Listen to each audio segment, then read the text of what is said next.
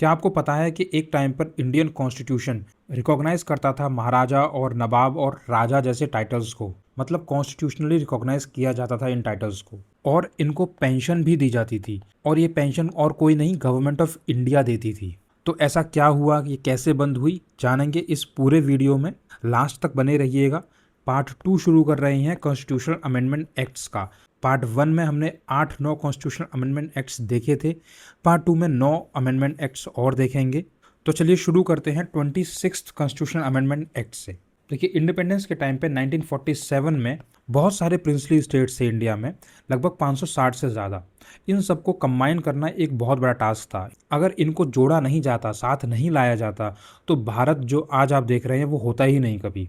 तो उस समय पर गवर्नमेंट ने इनको साथ लाने के लिए ये इन्हें प्रॉमिस किया कि आपको एक पेंशन दी जाएगी जिसको प्रिवी पर्स कहा जाएगा, और आपके जो टाइटल्स हैं महाराजा, राजा, नवाब्स, इन सबको कॉन्स्टिट्यूशनली रिकॉग्नाइज किया जाएगा। तो ये सब चीज़ें अच्छी खासी चल रही थी 1950 ऑनवर्ड्स। फिर उसके बाद में 1971 में इंदिरा गांधी जी की गवर्नमेंट थी। उन्हें लगा कि अब बहुत टाइम हो चुका है इस चीज़ को, और ये डेमोक्रेसी के लिए थोड़ा सा अनफेयर है। तो इस बैकड्रॉप में 26th कॉन्स्टिट्यूशनल अमेंडमेंट एक्ट 1971 लाया गया, जिसमें कि प्रिवी पर्स यानी कि पेंशन को अबॉलिश कर दिया, और जो रॉयल टाइटल्स जिनको कि कॉन्स्टिट्यूशनली रिकॉग्नाइज किया जा रहा था अब तक, वो रिकॉग्निशन ख़त्म कर दी गई। तो ये करने के लिए आर्टिकल 291 और 362 को ख़त्म कर दिया एक, और नया आर्टिकल 363 लाया गया। इसके बाद अगला है 36th कॉन्स्टिट्यूशनल अमेंडमेंट एक्ट। ये आया था 1975 में। 1975 तक सिक्किम जो था वो एक इंडिपेंडेंट रूलर उसको रूल कर रहे थे, चोग्याल्स। लेकिन कुछ चीज़ें लाइक डिफेंस, कम्युनिकेशन और फॉरेन अफेयर्स, ये सिक्किम के इंडिया हैंडल कर रहा था। तो धीरे धीरे ये एक डिमांड उठने लगी थी कि भाई सिक्किम को पार्ट बन जाना चाहिए, मतलब सिक्किम के लोग ये डिमांड उठाने लगे कि सिक्किम को इंडिया का पार्ट बन जाना चाहिए। तो इसलिए इंडिया ने 1974 में सिक्किम को एक एसोसिएट स्टेट का दर्जा दे दिया था, और फिर फाइनली 1975 में 36th कॉन्स्टिट्यूशनल अमेंडमेंट एक्ट करके उसे 22वां राज्य बना दिया गया भारत का। और 371F ये आर्टिकल इंट्रोड्यूस किया स्पेशल प्रोटेक्शन देने के लिए। इसके बाद अगला जो कॉन्स्टिट्यूशनल अमेंडमेंट एक्ट है वो है 1976 में आया 42nd कॉन्स्टिट्यूशनल अमेंडमेंट एक्ट, जिसको हम मिनी कॉन्स्टिट्यूशन भी बोलते हैं। और ये एक्ट इमरजेंसी के बैकड्रॉप में आया था। देखिए, इमरजेंसी चल रही थी, गवर्नमेंट का फोकस था कैसे भी सेंटर को स्ट्रॉन्ग करना। तो उस बैकड्रॉप में ये 42nd कॉन्स्टिट्यूशन अमेंडमेंट एक्ट लाया गया था। बहुत सारे चेंजेस किए गए थे इस एक्ट से, इसलिए इसको मिनी कॉन्स्टिट्यूशन बोला जाता है। सबसे पहले तो प्रीएम्बल में इन्होंने 3 वर्ड ऐड किए थे, सोशलिस्ट, सेक्युलर और इंटीग्रिटी। ये तीनों वर्ड ओरिजिनली संविधान में थे नहीं। इसके अलावा फंडामेंटल ड्यूटीज़ लाई गई, पार्ट 4A इंट्रोड्यूस किया और आर्टिकल 51A इंट्रोड्यूस किया, जिसके तहत 10 फंडामेंटल ड्यूटीज़ ऐड की गई। लेकिन आज की डेट में 11 है, और 11th जो है वो 86th कॉन्स्टिट्यूशनल अमेंडमेंट एक्ट से आई है। इसके अलावा जुडिशरी की पावर को रिस्ट्रिक्ट किया गया, यानी कि ये कहा गया था कॉन्स्टिट्यूशनल अमेंडमेंट एक्ट्स का तो जुडिशियल रिव्यू होगा ही नहीं, और बाकी भी जुडिशियल रिव्यू की जो पावर थी वो लिमिट कर दी गई सुप्रीम कोर्ट और हाई कोर्ट की। राष्ट्रपति को लेकर के भी एक चेंज किया गया था, जिसमें यह कहा गया था कि राष्ट्रपति कैबिनेट की एडवाइस से पूरी तरीके से एक बाध्य रहेंगे।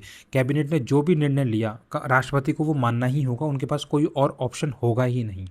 इसके अलावा 5 सब्जेक्ट स्टेट लिस्ट से कंकरेंट लिस्ट में ट्रांसफ़र हुए थे।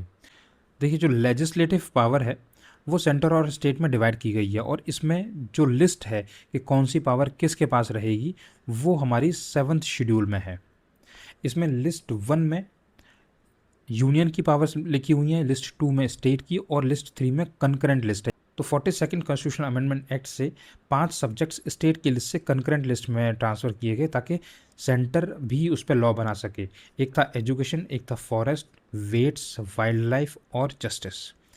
अब नेक्स्ट आता है 44th कॉन्स्टिट्यूशनल अमेंडमेंट एक्ट 1978। सबसे पहले तो इसमें प्रॉपर्टी को लेकर के एक चेंज किया गया था।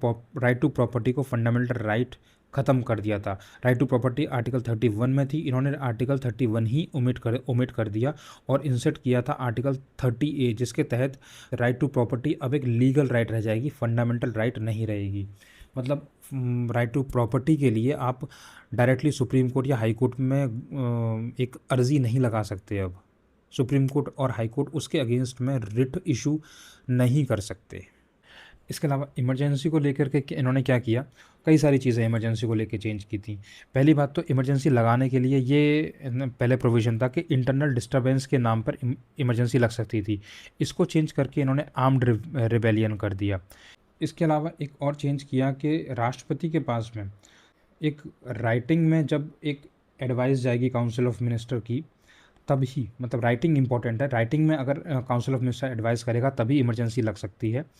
इसके अलावा ये इमरजेंसी जो लग जाएगी वो पार्लियामेंट को एक विदिन एक प्रिस्क्राइब टाइम फ्रेम के अंदर पार्लियामेंट को उसे पास करना होगा, मतलब अप्रूव करना होगा, तभी ये कंटिन्यू रहेगी, वरना ख़त्म हो जाएगी, ऑटोमेटिकली सीज हो जाएगी ये। इसके अलावा फंडामेंटल राइट को लेकर के एक अमेंडमेंट किया था कि फंडामेंटल राइट जो कि आर्टिकल 20 और 21 से हमें मिले हैं वो कभी भी किसी भी सिनेरियो में सस्पेंड नहीं होंगे। प्रेसिडेंट वाली चीज़ में थोड़ा सा इन्होंने लीनियंसी लेकर के आए थे। 42nd अमेंडमेंट एक्ट में ये कहा था कि राष्ट्रपति काउंसिल ऑफ मिनिस्टर की एडवाइस से पूरी तरीके से बाध्य रहेंगे। यहाँ पर भी यही कहा कि पूरी तरीके से बाध्य रहेंगे, लेकिन एक बार वो जो काउंसिल ऑफ मिनिस्टर ने जो चीज़ उन्हें करने को बोली है, जिस पर साइन करने को बोला है, उसे वापस भेज सकते हैं काउंसिल ऑफ मिनिस्टर के पास रीथिंक करने के लिए।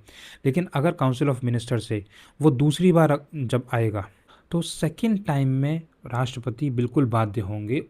उस समय उनके पास में कोई ऑप्शन नहीं होगा, बल्कि उस पर साइन करने होंगे, उसको मानना होगा।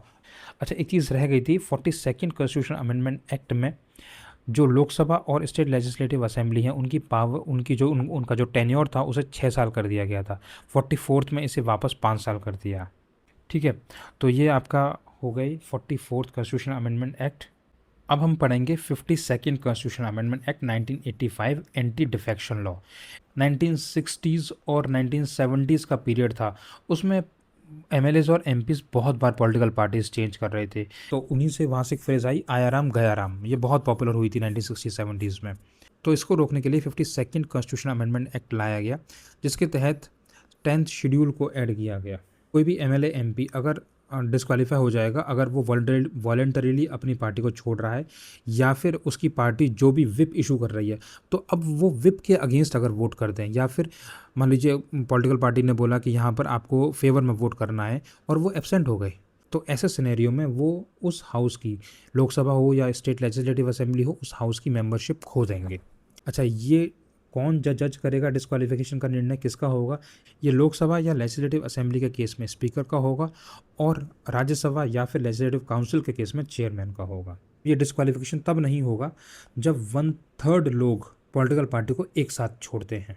ये था ओरिजिनली, लेकिन उसके बाद में 91st कॉन्स्टिट्यूशन अमेंडमेंट एक्ट 2003 से ये 1/3 को 2/3 कर दिया गया, यानी कि 2/3 लोग अगर एक साथ पॉलिटिकल पार्टी को छोड़ रहे हैं तो वो डिस्क्वालीफाई नहीं होंगे। ये अभी रिसेंटली आपने पंजाब में सुना होगा, पंजाब के कुछ एमपीज़ ने एक साथ अपनी आम आदमी पार्टी छोड़ी थी, तो वहाँ पर वो 2/3 वाले जो नंबर था उसे क्रॉस कर रहे थे, इसलिए वो डिस्क्वालीफाई नहीं हुए। अब आता है 53rd कॉन्स्टिट्यूशन अमेंडमेंट एक्ट 1976।